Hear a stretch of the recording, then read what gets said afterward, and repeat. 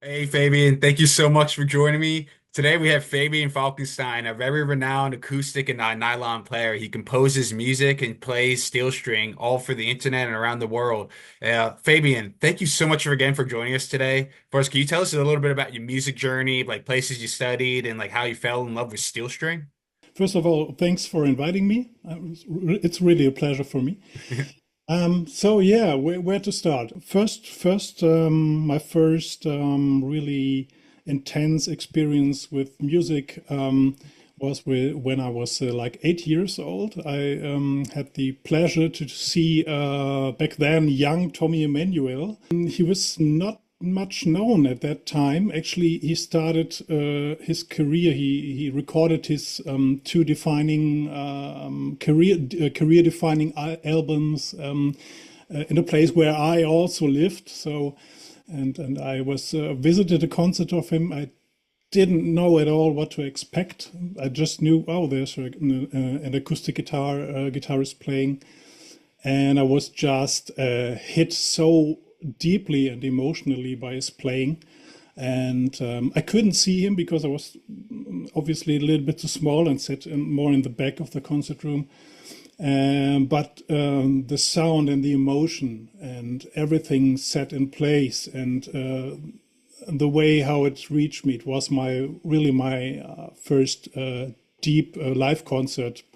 I've started with in the age of 8 with keyboard, playing keyboard, and then I went on to playing some drums in music school, or in school we had like a school band, just first beats and so on.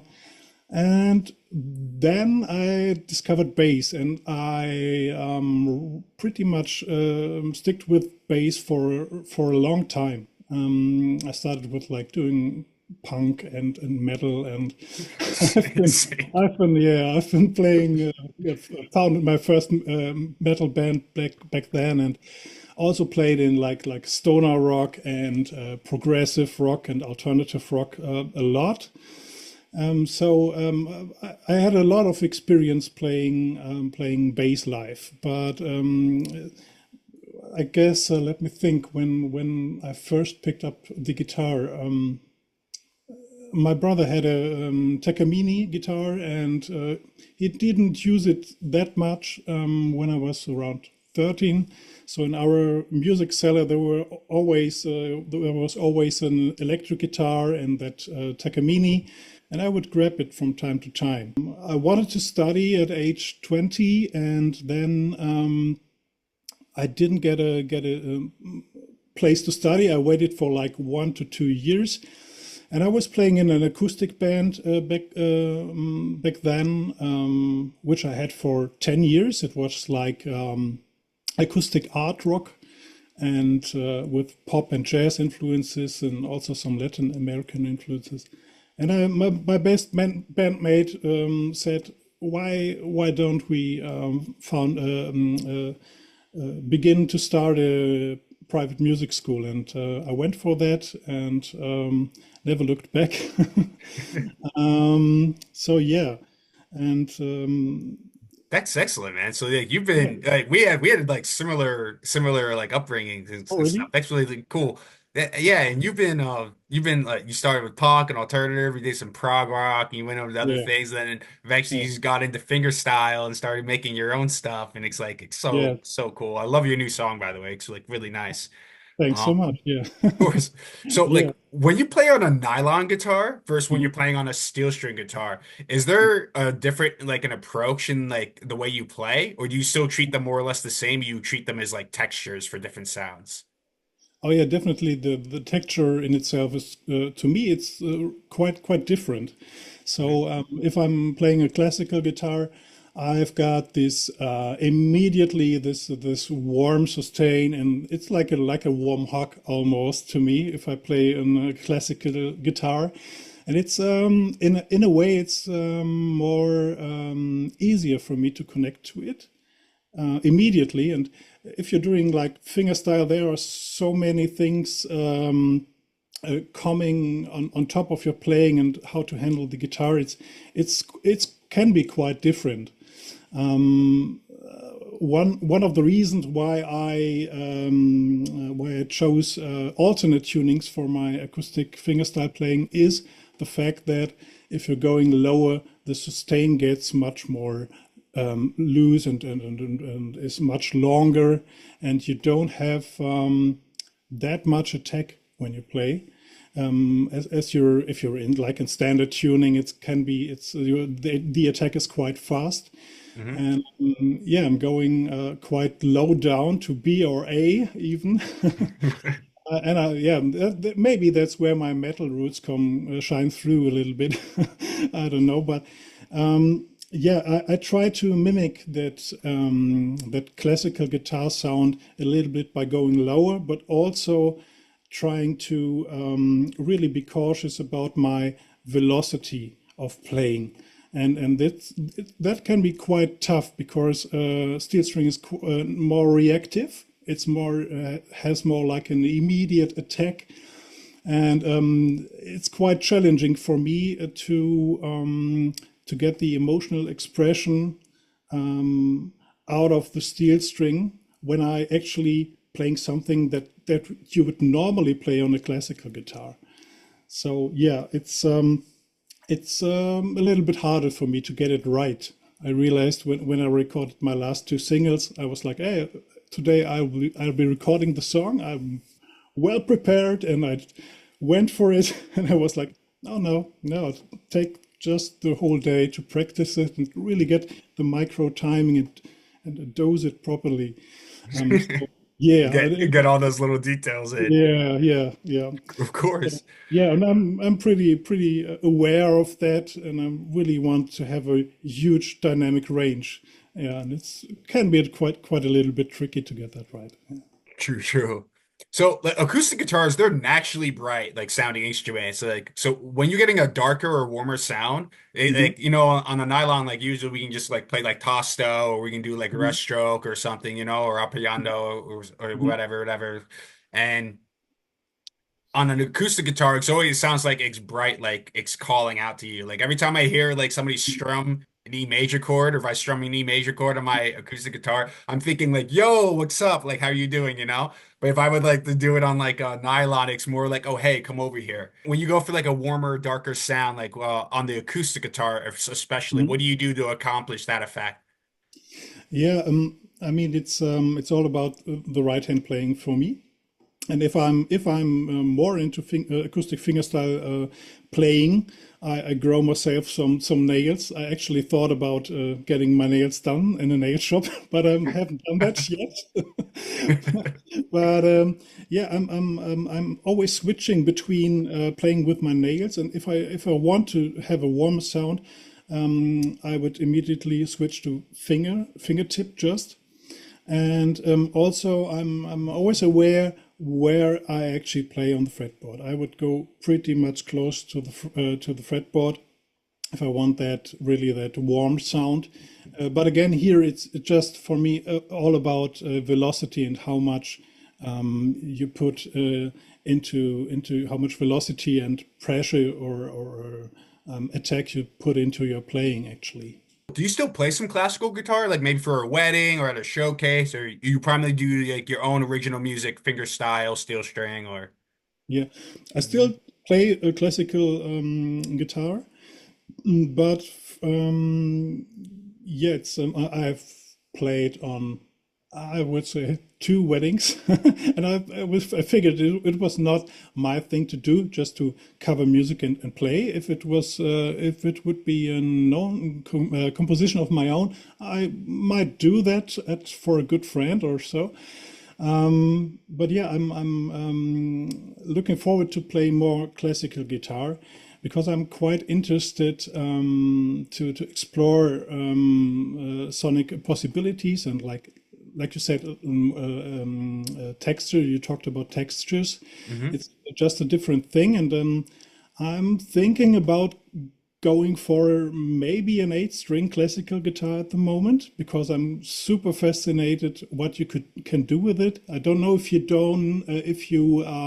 know Fabiano do Nascimento. He's if not highly recommended. He does. It's more like Latin American, and he does such nice things with like a lower tuning and eight strings. I'm really intrigued to check that out as well. So yeah, Cool. but lately I've been more into acoustic fingerstyle. Sure, yeah. Cool. Okay, cool. So like your compositions, they're unique and great. They have like a very sense of like originality to them, and like it makes you just like want to sing to it or like hum along, you know? Thanks. Uh, when you're writing, do you compare the timbres with other guitars that you have before recording? You're like, I want this on this guitar, or do you use because I see you do like also you do solo stuff, but if you do like in other tracks, do you add another guitar for a different sound, or would you use the same guitar? Yeah, it depends. On my own productions, I've got a one-trick pony, actually my Loden over here, Loden Cool. F32, and yeah, it's just for me. It's the guitar to go. I actually have to own three of these if I was to play live because I'm using so much different tunings. I can't do it in a live session on the fly always. Hmm. So yeah, actually, it was when I bought it. I was quite happy with the sound. It's got a wide string spacing, so you got a good separation. And yeah, I'm actually I was more interested how to produce it because I think with classical guitar it's like it's that thing. It's immediately is there. It with his it's got its own sound, and if you're sitting on a couch playing it, it's in a classical guitar, obviously. But if you're looking into acoustic fingerstyle, you always have to uh, take into consideration or figure out how it will sound recorded. And that's why I took a long time to figure out how do I actually capture the acoustic guitar. And I figured out two mics are not enough. I need three mics. So I went for a three mic technique, like left, right, mid, in special positions, plus the eye, because you need if I'm doing like a lot of bass hits and percussions on the sideboard, and so I was trying to find the right microphone, trying to find the right preamp, and put my headphones on and put like a EMT plate on it and some delay and mess around with it until it really sounds full and organic. What strings do you like to play on with with your classical, and which strings do you like to play on with your acoustic? Um, I went for John Pierce's Phosphor Bronze for a long time because I really liked like the color they had. But for the recordings and now recently I do use Ernie Ball EB2566 aluminium bronze strings, which have a really clear projection, and Annie McKee uses those as well. That's why those strings grabbed my attention, and I went for them. And for recording, they're perfect, and from day to day, they're also pretty great. Yeah. If I had the money, I would change strings every 2 days, but unfortunately, that's a little bit too pricey because you know if you're doing like really flageolets and little strokes of flams and so on. And I also do a lot of tapping. You really have to get that clarity. And if the strings are like 3, 4, 5 days old, I can't always do what I'm up to. So yeah, I've changed strings a lot. And regarding classical Savares, wait, I wrote it down. Alliance Cantiga. For Ah, yeah. those are my some of my favorite strings. I love the carbon crystal G that they do. It's All such a right. good sound, so like crisp. Right. Lastly, before we wrap up here, I just want to ask you, do you have like any upcoming tours and or shows? And if so, which countries or cities are you visiting? Mhm. Well, actually, I'm about to record two playthroughs of my already released singles of Serpentine and Onward, are those tracks called. And I'm looking forward to work more on my EP at the moment. And maybe it will be a mini album, we'll see. So no concerts planned. And I if I do some, I really have to think about how to do it because you already heard my songs and it's just a one man show. But my next songs will be more like whole arrangements with like a synth and even a four on the floor bass drum on it, and more like strings and pads. I might even go for cello and bandoneon as well. The two songs I'm looking forward to release are almost there, but I need a bit more time. Um, so that's what I'm actually planning. But I will do this, and I would love to do this. But for now, it's just I'm way too busy to really get that forward because I'm not only a multi-instrumentalist and acoustic fingerstyle guitar player, I also do mixing and mastering and music production. Plus, I do run an online professional audio and hi-fi shop. So, yeah, so many pots cooking. That's what I'm up to. There may be two playthroughs on YouTube will come out of my already released songs, and hopefully the EP. I think next year in total. Yeah. So Will be good. Cool. Well, yeah. that's excellent, man. You have a hat for everything, and that's awesome. Like Oh yeah. I'm so happy hearing that. Which Yeah. is so cool. Well, I just wanted to say thank you again so much for like talking with me. Totally. We're really Like. thrilled that you were decided to sit with us. And I just want Mhm. to say that Fabian Falkenstein, guys, classical acoustic guitarist, composer, producer, mixer, master, Mhm. he does it all, has a hat for everything. So be sure to check him out, okay?